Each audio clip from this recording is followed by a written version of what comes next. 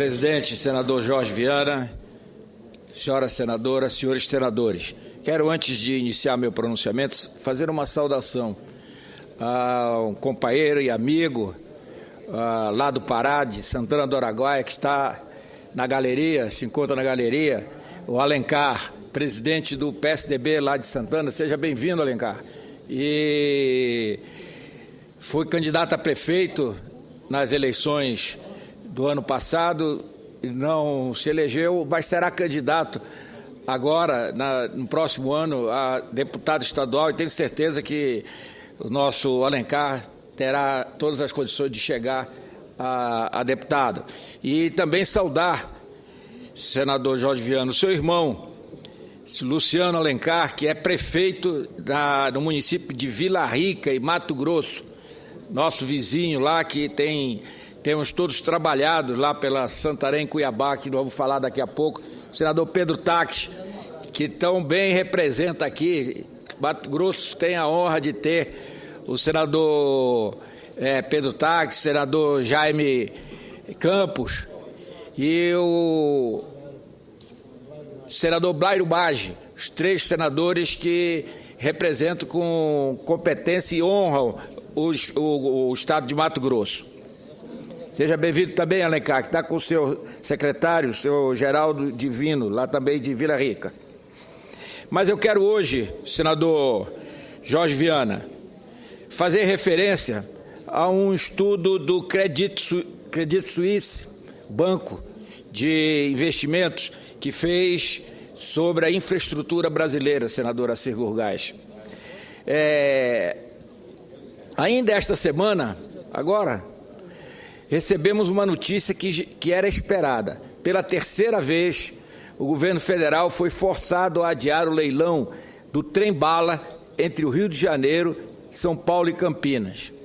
A desistência temporária do governo federal ocorreu diante da realidade que nós, da oposição, alertávamos aqui no Senado. Simplesmente não apareceram investidores em número suficiente. Me parece que só teve a inscrição de um único interessados. Então, investidores em número suficiente interessados pela obra, cujo orçamento já passa de 38 bilhões de reais. Nosso questionamento quanto à matéria, quando a matéria tramitou aqui no Senado, era em diversos pontos desse projeto lulático. Eu sempre denominei o trem-bala de projeto lulático. O primeiro, regimental e constitucional. A proposta veio como medida provisória. E toda medida provisória, como sabemos, tem que ser obrigatoriamente de tema urgente e relevante. Lançado em 2008, o projeto passou aqui nesta casa em 2011.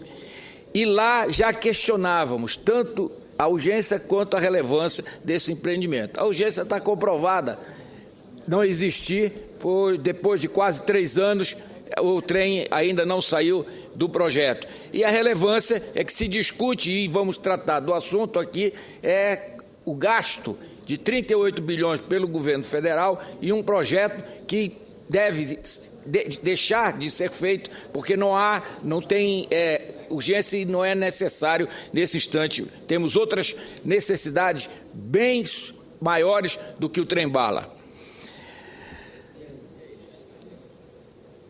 Afinal, senhoras e senhores senadores, paraenses e brasileiros que me assistem pelos veículos de comunicação do Senado e nos acompanham pelas redes sociais, num país onde as pessoas morrem nas estradas esburacadas e em péssimo estado de conservação, onde o modal de transporte de carga é absolutamente invertido, onde os aeroportos não suportam o aumento da demanda, num país que praticamente desconhece o que é uma ferrovia e apresenta uma absoluta inércia e falta de aproveitamento do seu potencial de hidrovia, será mesmo que podemos pensar em queimar etapas e iniciar um projeto de um trem-bala?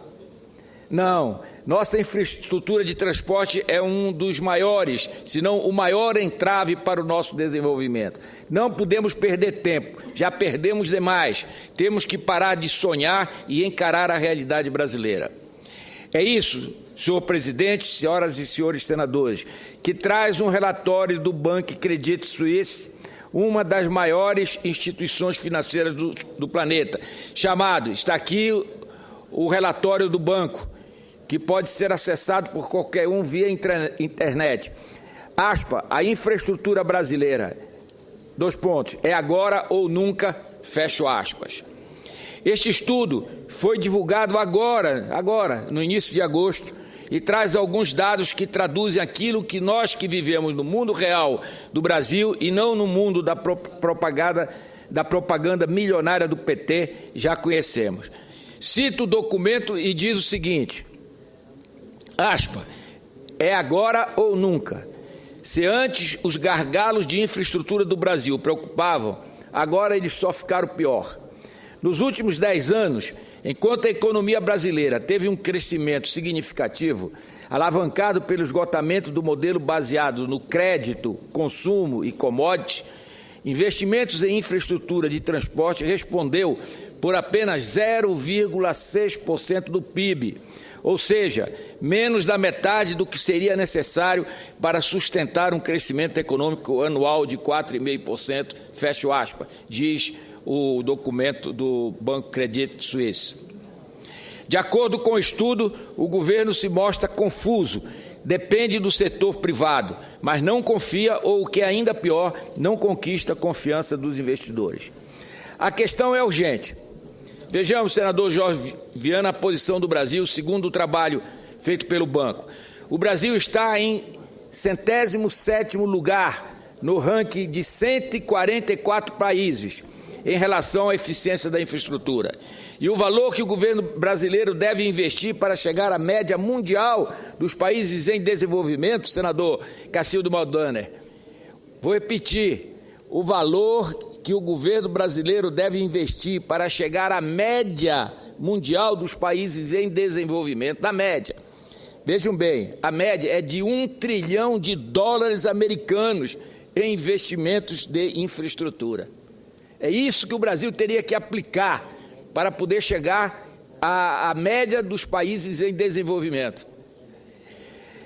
Cito novamente o estudo do banco, aspas, o modelo de crescimento econômico no país nos últimos 10 anos ficou conhecido como o modelo do, aspas, crédito, consumo e commodities, 3C, fecho aspas. No entanto, mais recentemente, os 3Cs começaram a perder fôlego com as famílias mais endividadas e a disponibilidade de crédito mais rigorosa. Agora, a economia brasileira está enfrentando a desagradável dicotomia do baixo crescimento econômico com inflação alta, fecho aspas. O levantamento mostra ainda a posição do Brasil em relação a vários pontos. E nossa situação, senhoras e senhores senadores, é pífia. Na análise da qualidade de infraestrutura dos aeroportos, estamos na posição 134, 134ª posição de 144 países analisados, quase que no último. O pior resultado entre as nações que compõem o BRICS, Brasil, China, Rússia e Índia.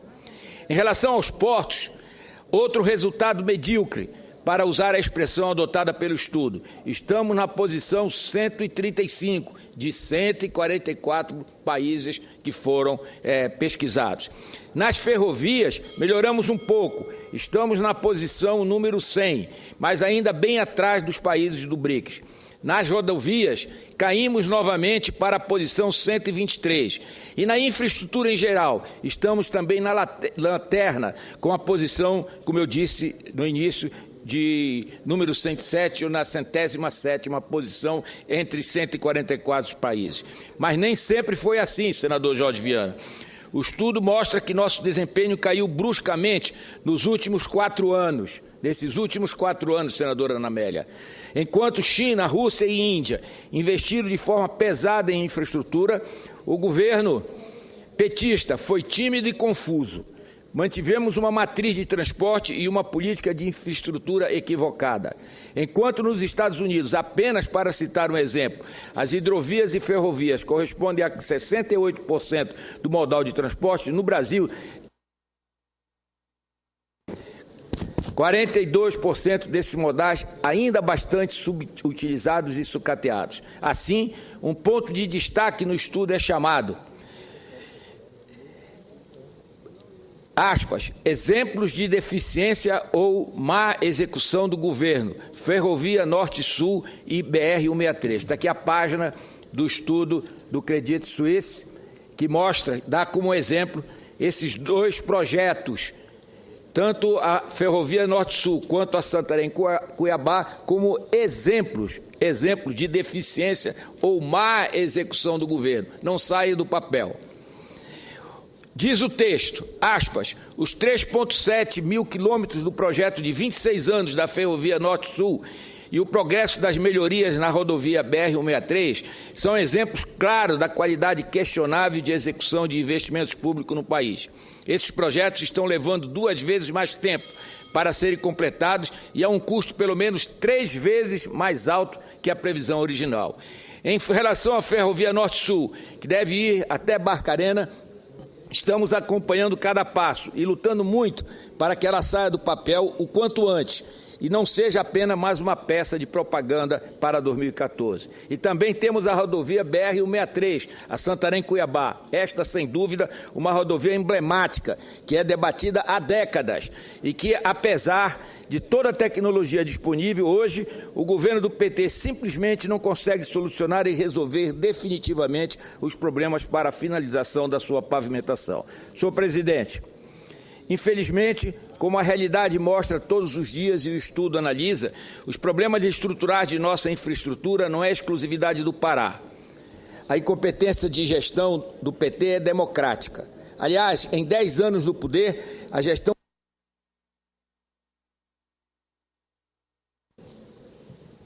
Já concluo, senhor presidente. Aliás, em 10 anos no poder, a gestão do PT não entregou uma única obra estruturante, sequer.